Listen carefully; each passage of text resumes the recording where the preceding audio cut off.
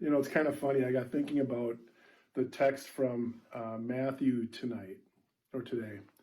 And it's kind of an interesting thing because I just think about our neighbors. We have some of our neighbors have very much pristine yards. And I mean, they're out there every day just, you could put chalk lines on it and play professional football on some of these lawns. And Pam and I do the basics. We mow a couple times a week. We'll drop some weed and feed down. I'll weed whack, maybe every other time I mow kind of thing. I got a little quit in me, but not a lot, And so, our yard's okay. And our joke to each other is that, all the neighbors, are mumbling and complaining about us that we're bringing down their property values because of how our yard looks compared to all of theirs that are so pristine.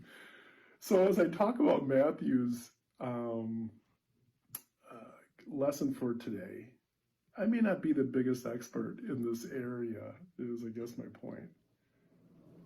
The parable Jesus told about the wheat and the weeds, it's kind of interesting because this is only found in Matthew's gospel. And the thing that we need to understand is that Matthew, his community, was sort of divided. And there were some things that were going on. And, some in Matthew's community wanted to deal with the issues of, who are true believers, who are true teachers, and who are false believers, and who are false teachers, and we got to get rid of those who may not believe like we do, or understand God like we do, or who may think differently than we do, and they need to be rooted and pulled out.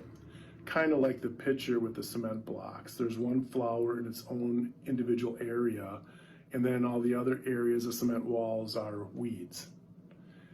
And that's kind of going on in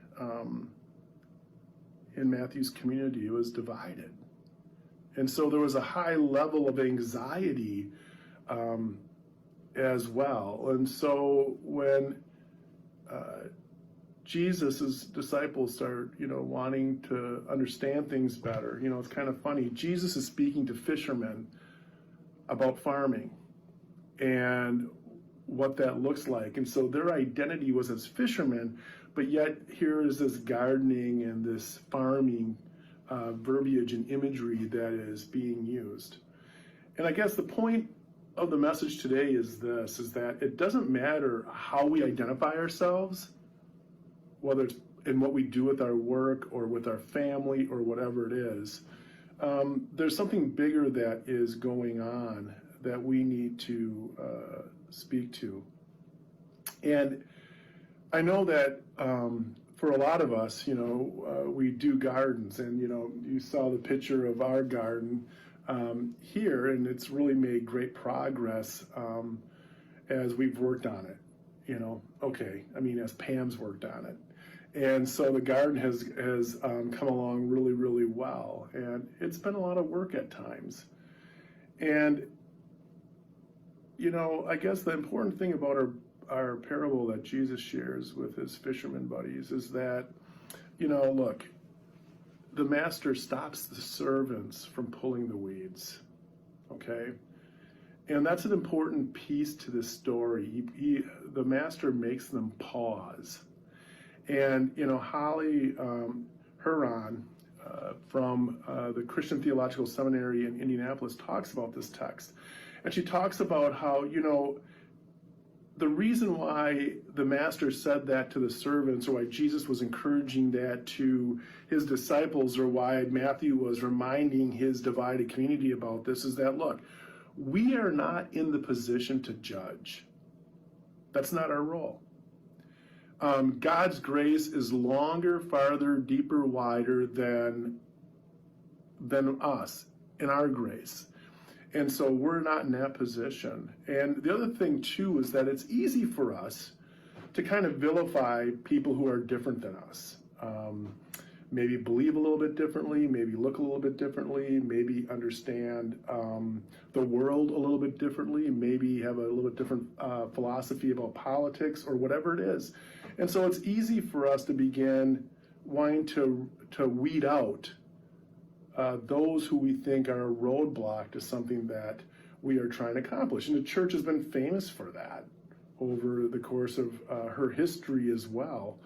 And the thing about us is that we need to look at this text not as other people are weeds, but what are the weeds in us? Okay? Because we humans, we drop weed seeds by our actions, by our attitudes, and by our desires, and things that are not always of God. We drop weed seeds. And so I think the reason for the pause that Matthew is doing with his community, what Jesus was reminding his disciples of, about no, now is not the time for that. Leave the weeds grow with the wheat, is that, it's also a time for reflection for us on our insides and not just about those who are around us. And, it's important for us to remember that because, you know what? At the end of the day, our humanness is for us to label people of the world with different kinds of labels of weeds, and like, oh, that's not a good person. They're a weed, and we do this in a variety of ways. And I guess we need to pause because you know what? At the end of the day, we're not in a position to judge. Okay. We are to let the garden flourish, like you see, and we're supposed to help be the laborers of the harvest and carry in God's bounty, and to be generous and share it. And I think we can do that together as God's people, because at the end of the day,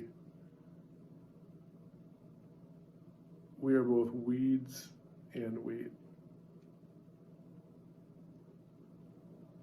And let's invite God into our hearts, into our souls, to help us better understand ourselves. And let us lend an ear to others who may not be exactly like us, to be able to learn more from them and remind ourselves that they're in the garden and the yard as well. And that God may look at it as a pretty flower and not a weed. Amen. We will now